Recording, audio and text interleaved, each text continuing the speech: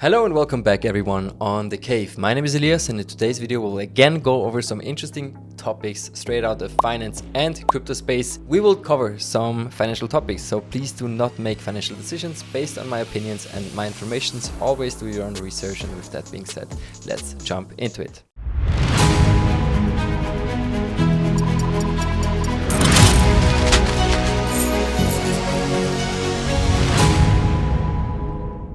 So before we get started, I know that we skipped some chapters when we talk about economics and finances. And I saw some comments around the topic that what I'm talking about is not for newbies and you have to be advanced to really understand this kind of topics.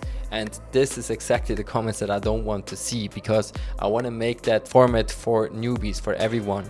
Everyone should understand it, no matter how deep you are in the market, because this format should all be around making it as easy as possible to position in the market and to help you guys just evaluating if you should be risk on or more risk off. And when we talk about risk on, risk off, and all these special terms, what is the Fed, what is an FOMC meeting, what does it mean when the CPI is high, what does it mean when the index is low, what kind of bond yields do you talk about, and so on. And I always try to explain as much as I can what am I talking about, why is it important, and what kind of economical impact it has and why it's important to us. And guys, really important to understand is crypto. And some may say, hey, why do you talk about economics? We're talking about crypto. Crypto is something different. Doesn't cryptocurrency want to depack from the economic, from fiat currencies, from stocks, from bonds, and so on? And it definitely does. It's the idealistic thought behind it. But guys, we still have to see that crypto is a super small niche market of risk investments within the whole world of finance, and therefore we have to understand the basics of economics. And if you have questions around that topic, please feel free to drop them in the comments, because then I can make especially videos about these topics. But with that being said, let's jump in the main topics of today, because it will again be an interesting one, and I really hope to give you a better understanding about the market also this time. So we get started on CoinMarketCap, and guys, it looks still not too bad. And I heard an interesting video just today where someone also said probably that bull cycle, or that, let's call it relief rally in January, is just a price in section from these kind of dumps around December time, right? And it could be because over these period of times, over the winter times, New Year, Christmas, these kind of times, people are super emotional. And that's super important to understand, guys, is that institutional investors and market makers take advantage of our feelings and our emotions. These are the guys who trade against us. These are the guys that want you to open up a short position when the market is dumping. These are these guys which want you to open up a long position when the market is pumping. That's very important. You always trade against big institutions when you do such moves, most often, and you just have to be aware of that. And emotions are never a good partner while trading. But to the next thing, I love to focus on macro indicators, like something like the one I mentioned in the last video, which is the historical monthly returns on Bitcoin. And if you're not subscribed to the channel, I would highly recommend it to not miss out on any videos, because this one was actually also a very interesting one, where I talk about if this is the bull market, or if we're starting into a bull market, if this is a warm-up. And I went over the monthly returns, and as you can see, February is historically a very good month, but March not so. So let's see where we're going this year. And I mean, it could be that it's a good month. We started off not too bad. I think we're even slightly in the plus, but let's see where we're going, because I'm actually surprisingly optimistic for March. And a reason for that is also this chart, the total assets of major central banks. So here you can see how much the central banks, basically the institutions which decide how much money goes in or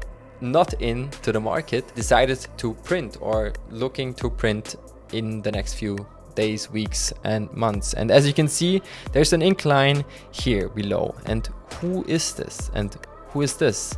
So as you can see, the red and blue line or better said, the red line first of all is the Fed, Central Bank of America, the ECB, European Central Bank, and here the green line is the Bank of Japan, and the yellow line is the People Bank of China. So as you can see, the Asian countries are here to pump the market a bit, as it seems. And in the last video I also covered why the recent price movements are most likely made by Asian players. Definitely check this out, it's a super interesting one. And as you can see, we're pumping liquidity in the market by Asian countries, and I think that's also kind of a reason why we should be aware that the market, and especially crypto market, can pump, because there was no gateway for Asian players. I mean, there were definitely some gateways for Asian players to go into the market, but with Hong Kong opening up the doors again, it could be interesting for a lot of Asian, just not even too big investors, to hop on some risk assets like crypto and especially Bitcoin. Here you can see the total assets and you see an increase. So the Asian markets or the Asian banks boost the total supply quite a bit. And there was a big rumor going on in crypto that the total money supply is correlating super close to the Bitcoin chart. And that's obviously something that this chart is important about.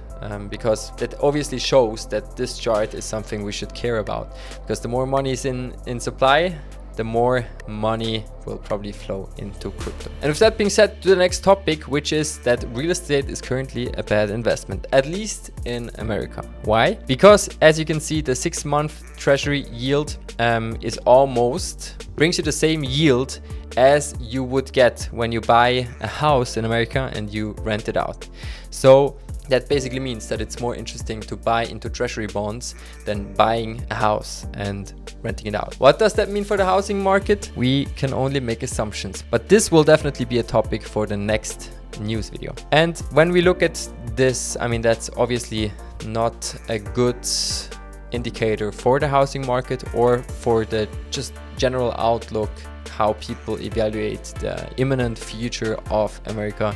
But yes, we can just assume what's happening, but this obviously shows us people are not too optimistic of what's happening.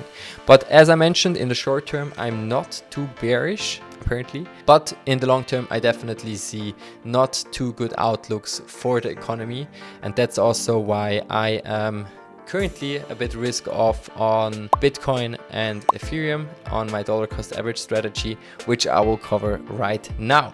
So if we go into the strategy I currently made, drum roll, $330 in profit, and that's not too bad. I mean, if you're new to the channel, I just opened a dollar cost average position I think a month ago, a bit more, and it's going great. This position for me is all about dollar cost averaging into Bitcoin and Ethereum.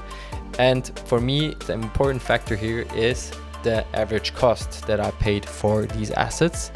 And my average cost on Bitcoin is currently at $23,144. And on Ethereum, it's 1.6K.